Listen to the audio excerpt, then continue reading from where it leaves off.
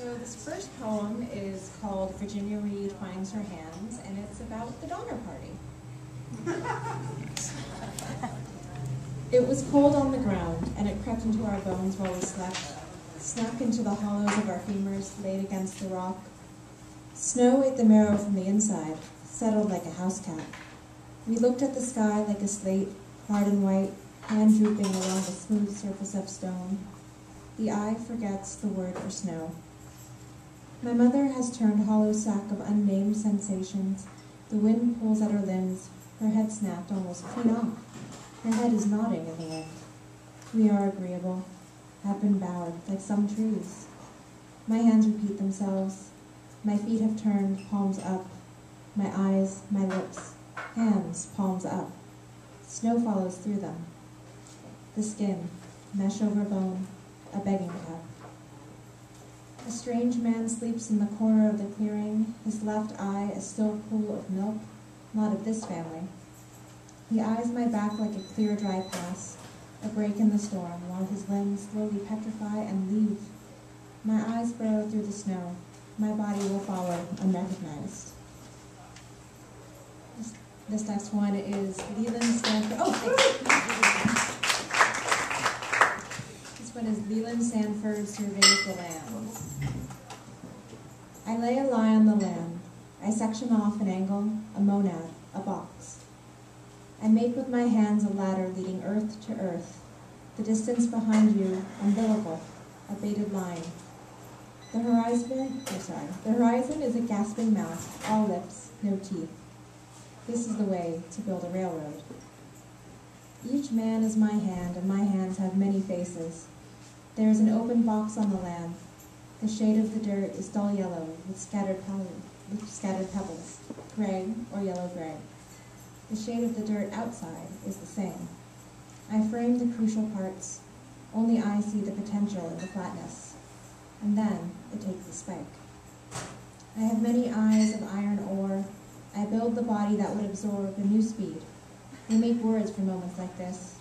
When the traveling gray smoke collides with the strike and sweat of will, what we have made larger will be small once more. I am reinventing the distance between coasts.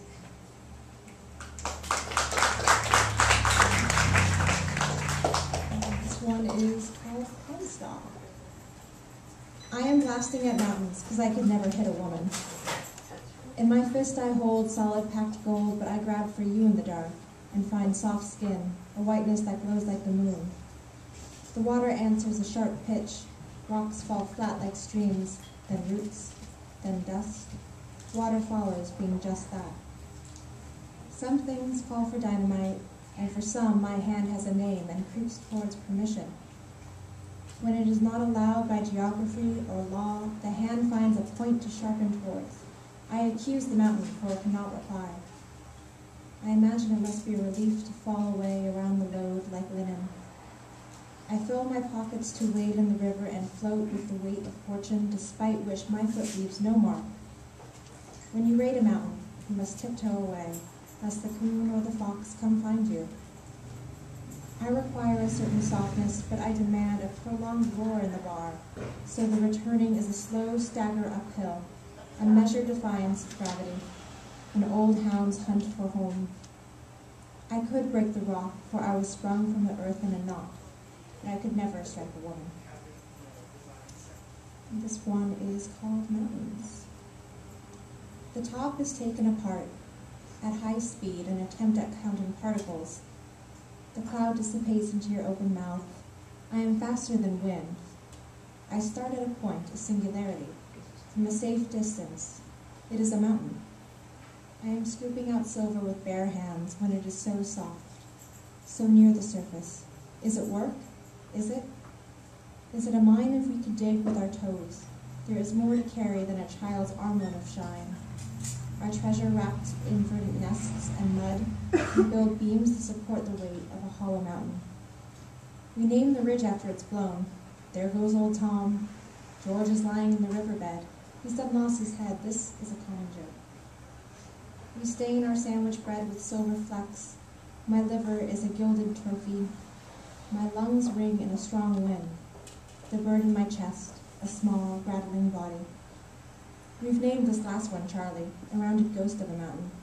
The ceiling will not hold. We are the only ones who laid the wood. The mountain is empty, is still stronger.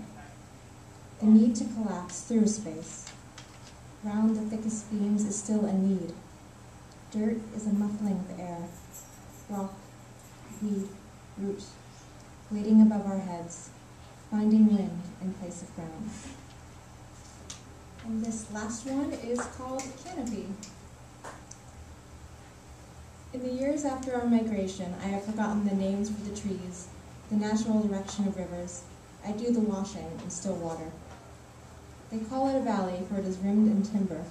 We tape dried petals to the insides of books, tuck weeds into our hair. You will not blame me for having tubers in my room, and room for little else. The flour absorbs the water, the mash takes the milk. We wait in the still heat of the kitchen. Through a series of measured risings and quick punching down, I make the day's bread. The men come home, smelling of sweat and iron ore, bronze ore.